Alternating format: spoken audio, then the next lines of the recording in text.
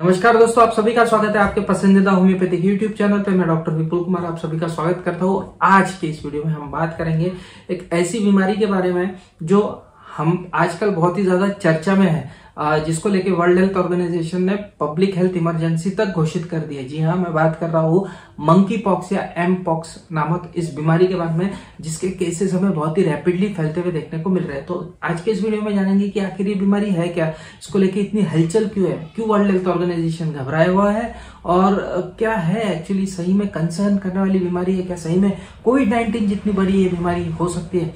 इन सभी के बारे में आज का ये डिस्कशन रहेगा। इंटरेस्टिंग सा होने वाला है और आने वाली अपकमिंग हेल्थ से रिलेटेड है, तो जागरूक रहना हमारा काम है, इसलिए वीडियो अंत तक जरूर देखिएगा। तो चलिए बिना किसी देरी के हमारा डिस्कशन शुरू करते हैं।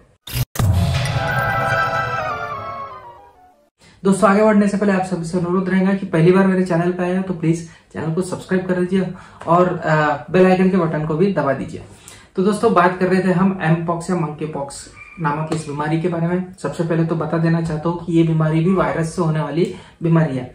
एम पॉक्स वायरस ये नाम इसलिए दिया गया था क्योंकि 1958 में सबसे पहले ये वायरस बंदरों के अंदर पाया गया था और ये बीमारी मोस्टली हमें अफ्रीका के अंदर देखने को मिलती थी, खासकर कॉन्गो के अंदर ही हमें देखने को मिलती थी। वहीं के बंदर के अंदर हमें ये वायरस सबसे पहले देखने को मिला था। हालांकि मंकी से प्राप्त हुआ, इसलिए मंकी पॉक्स वायरस नाम इसको दिया गया है, लेकिन सिर्फ बंदरों में ही देखने को मिलता है ये वायरस। ऐसा नहीं है, रोडेंट्स के अंदर यानी कि चूहे के अंदर, चुचुंदर के अंदर, गिलहरी के अंदर, ऐसे रोडेंट्स के अंदर भी हमें ये वायरस खासकर देखने को मिलता है और ये रोडेंट्स से ही ज्यादा हमें फैलता हुआ भी ये वायरस देखने को मिलता है।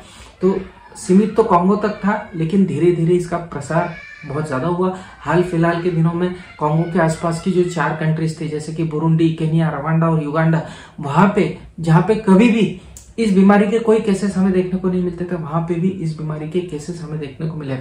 यही नहीं, स्वीडन और हमारे पड़ोसी पाकिस्तान में भी इसका कंफर्म केस हमें देखने को मिला है। इंडिया में अभी तक कोई कंफर्म केस रिपोर्ट नहीं हुआ है जब तक मैं ये वीडियो बना रहा हूं तब तक, लेकिन हाल फिलहाल में जिस तेजी से ये बीमारी फैल रही है तो कोई ज्यादा दिन नहीं लगेंगे कि इंडिया में भी इसका कोई कंफर्म केस हमें मिल जाए।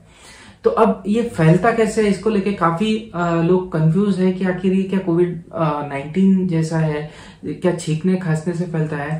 तो नहीं, उतना आसानी से तो नहीं फैलता है, लेकिन हाँ, यदि किसी व्यक्ति को मंकी पॉक्स का इन्फेक्शन हुआ है, एम पॉक्स वायरस का इन्फेक्शन हुआ है, तो उसके यदि आप बहुत ज्यादा बार बार क्लोज कांटेक्ट में जाते हो, उसको बहुत ही पास से उससे बात करते हो, उसको टच करते हो या उसने कहीं टच किया है वहां पे आप टच कर लेते हो, उसके बॉडी फ्लूइड ट्रांसफर हो जाते हैं, उसका तौलिया या कपड़े इस्तेमाल कर लेते हो, तो ऐसी सभी चीजों से, क्लोज कांटेक्ट से हमें इसका फैलाव देखने को मिलता है। साथ ही साथ सेक्सुअल कांटेक्ट से हमें इसका फैलाव होता हुआ देखने को मिलता है। अमेरिका की CDC नामक जो हेल्थ एजेंसी है, उन्होंने तो होमोसेक्सुअल मर्दों के लिए, जो होमोसेक्सुअल है, गे है या जो बाइसेक्सुअल मेल्स है, उन्हें स्पेशल एडवाइजरी जारी की है क्योंकि इस कम्युनिटी के अंदर इसके बहुत ही ज्यादा केसेस देखने को मिले हैं। रीजन अभी तक के एक्सप्लेनेबल नहीं है क्योंकि सेक्सुअली ट्रांसमिटेड डिजीज नहीं है, लेकिन सेक्सुअल कॉन्टैक्ट से फैलते हुए हमें देखने को मिल रही है। हो सकता है कि उसकी वजह से भी ये फैलती हो, लेकिन ये कंफर्म नहीं है अभी तक।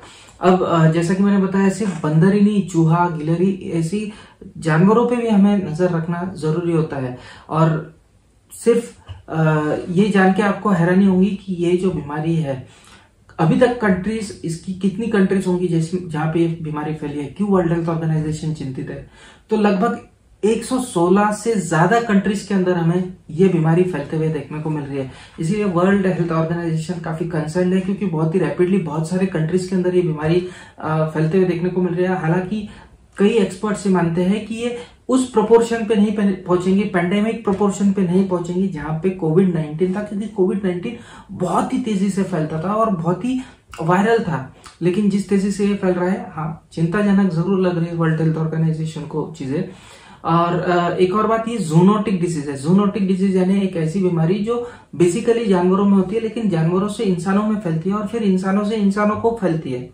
ठीक है, मतलब बंदरों में थी या चूहे में थी, वहां से चूहे ने काट लिया, बंदरों ने काट लिया, तो वहां से इंसानों में हुई, फिर इंसानों के क्लोज कांटेक्ट से इंसान में ये बीमारी हमें ट्रांसफर होती हुई देखने को मिलती है। इसके लक्षण क्या है, इस वायरस को कांटेक्ट करने के बाद में हमें लक्षण क्या क्या देखने को मिलते हैं। तो जैसा कि किसी भी वायरस के इन्फेक्शन के बाद में हमें लक्षण देखने को मिलते हैं, वैसे हमें बुखार देखने को मिलता है, सिर दर्द देखने को मिलता है।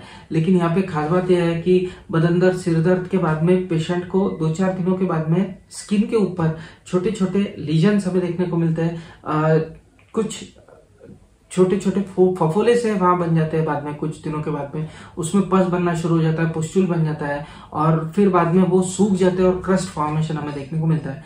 देवी या माता में जिस तरह के निकलते थे उससे थोड़े से बड़े और नोडुलर हमें यहाँ पे इरप्शन देखने को मिलता है, यानी थोड़ा सा बड़ा और थोड़ा सा सख्त हमें यहाँ पे त्वचा के ऊपर इरप्शन देखने को मिलता है। तो इस बीमारी का इंक्यूबेशन पीरियड कितना है, तो लगभग 5 दिन से लेकर 21 दिन तक के इसका हमें इंक्यूबेशन पीरियड देखने को मिलता है। ज्यादातर केसेस में आप अगर सपोर्टिव ट्रीटमेंट देते हो, घर पे ही उसको फ्लूइड वगैरह देते हो, प्रॉपर हेल्दी डाइट देते हो, तो ज्यादातर केसेस में हमें 4 हफ्तों के अंदर रिकवरी भी पेशेंट के अंदर देखने को मिलती है।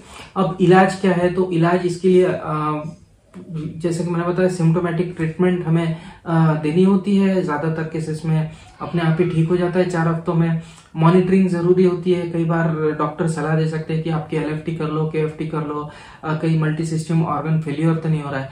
अब कॉम्प्लिकेशंस ऐसे लोगों के अंदर हमें कॉमनली देखने को मिलती है जिनकी इम्यूनिटी काफी कम है, जैसे कि छोटे बच्चे हो गए, कोई प्रेग्नेंट लेडी हो गई, कोई ओल्ड एज का व्यक्ति है, या किसी को स्टेरॉइड शुरू है, या किसी को कोई और ट्रीटमेंट शुरू है जिसकी वजह से उसकी इम्यूनिटी कम है, या और कोई बीमारी है जिसकी वजह से इम्यूनिटी कम है। तो ऐसे लोगों के अंदर हमें इस बीमारी के कॉम्प्लिकेशंस होते हुए देखने को मिलती है, बीमारी की सीवियरिटी ज्यादा होती हुई देखने को मिलती है। 95% ऑफ केसेस में सिर्फ आप देखभाल करोगे, प्रॉपर पेशेंट की देखभाल करोगे, तो 95% केसेस में पेशेंट की रिकवरी हमें होते हुए देखने को मिलती है। कुछ केसेस ऐसी होती है जहाँ पे लक्षण बहुत ज्यादा सीवियर हो जाते हैं, तो ऐसे केसेस में एडमिट करने की जरूरत पेशेंट को पड़ सकती है।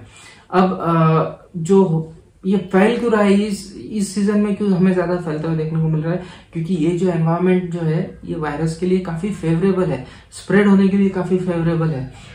जैसे कि बरसात होती है, हमने देखा कि बंदरों के अंदर खासकर ये वायरस देखने को मिलता है, तो बंदर जंगल छोड़ेंगे, जंगल से बाहर आएंगे, खाने की तलाश में बाहर आएंगे, बाहर आते हैं, इंसानों के क्लोज कांटेक्ट में आते हैं, तो हो सकता है कि बंदरों से इंसानों में फैले, हो सकता है कि बंदर किसी को काट ले तो उस व्यक्ति को हो जाए, और फिर ये हमें इस तरह से इसका ट्रांसमिशन होता हुआ देखने को मिलता है। इसीलिए ये फेवरेबल एनवायरनमेंट इस वायरस को मिला है, इसीलिए ज्यादा से ज्यादा ये वायरस हमें फैलता हुआ देखने को मिल रहा है। तो ऑल इन ऑल ये सब जानकारी है जो एमपॉक्स या मंकी पॉक्स वायरस के बारे में आपको पता होनी चाहिए। घबराने वाली बात नहीं है, उतना सीवियर नहीं है जितना सीवियर कोविड-19 था। हाँ, कुछ केसेस क्लेम कर रहे हैं कि ये जो वेरिएंट है क्लेड 1B वेरिएंट है, इसमें 10% मॉर्टेलिटी है, यानी 10 में से 1 या 100 में से 10 लोग इस वायरस के इन्फेक्शन की वजह से मर रहे हैं, ऐसा लोग प्रिडिक्ट कर रहे हैं। बट ज्यादातर केसेस में अपने आप ही रिकवरी हो रही है, तो बहुत ज्यादा घबराने की जरूरत नहीं है। कुछ केसेस हो सकती है, मैंने जैसा बताया, जहाँ पे इम्यूनिटी कम है, वहां पे थोड़ा सा एक्स्ट्रा केयर, एक्स्ट्रा प्रिकॉशन लेने की जरूरत होती है। अब इसके लिए कुछ होम्योपैथिक दवाइयाँ दी भी जा सकती है। लक्षणों को देख के तो ऐसा लग रहा है कि हिपारसल जैसी दवाई है जो इसमें दी जा सकेंगी, लेकिन हाल फिलहाल में अभी तक तो इंडिया में कोई केसेस है भी नहीं, किसी ने ये रिपोर्ट भी नहीं किया है कि किसी ने किसी केस में होम्योपैथिक मेडिसिन इस कंडीशन में दी हो। मैंने काफी सर्च किया ऑनलाइन, लेकिन कहीं पे भी मुझे इंटरनेशनल कम्युनिटी में भी ऐसा नहीं देखने को मिला कि एमपॉक्स पे कोई पर्टिकुलर किसी ने होम्योपैथिक मेडिसिन दी है। अगर किसी को पता चली हो तो कमेंट सेक्शन में वो भी लिख के बता सकता है। लेकिन हाँ, सिम्टोमेटोलॉजिकली हिपारसल एक अच्छी मेडिसिन इस बीमारी के लिए लग रही है। अपार्ट फ्रॉम दैट और भी लक्षणों को देख के और दूसरी दवाइयां भी इस कंडीशन में दी जा सकती है। अब यदि किसी को ऐसा कोई व्यक्ति देखने को मिलता है कि जिसको बुखार वगैरह है और फिर बाद में बड़े बड़े फफूले पूरे शरीर पे आ जाते हैं, मैंने जैसे कि पिक्चर लगा के बताया है कि किस तरह के इरप्शन हमें देखने को मिलता है, तो आपको करना क्या है? आपको करना यह है कि उस व्यक्ति को 3 दिन के लिए आइसोलेट कर ले। ये आइसोलेशन काफी इंपॉर्टेंट है, क्योंकि इस फेज में जब वो फफूले निकलते हैं उस फेज में वायरस का ट्रांसमिशन ज्यादा होने के चांसेस होते हैं। 3 से 4 दिन तक के लिए उस व्यक्ति को यदि आप आइसोलेट कर लेंगे, उसको दूर रखेंगे दूसरे लोगों से, तो ये जो ट्रांसमिशन की चेन है ये ब्रेक होने में काफी मदद हो सकती है। तो ये आप चीज को जरूर ध्यान में रखिए, क्योंकि 1-2 कंट्रीज हैं जहां पे ऑलरेडी जो क्वारंटाइन है इसके प्रोटोकॉल भी जारी हो चुके हैं इस तरह के कि यदि ये इन्फेक्शन होता है तो आपको क्वारंटाइन होना है करके 4 दिन के लिए। तो इस तरह के गाइडलाइंस भी कई कंट्रीज में आए हैं। अपनी कंट्रीज में नहीं, अपनी कंट्री में अभी तक केस का एक भी केस नहीं है, लेकिन फिर भी सावधान रहना, सतर्क रहना हमारा काम है और इसकी जागरूकता सबको होनी चाहिए बीमारी की। इसीलिए आज का ये वीडियो बनाया। आशा करता हूँ ये वीडियो आप सभी को पसंद आया होगा। आप सभी की इजाजत चाहता हूँ। जय हिंद, जय भारत।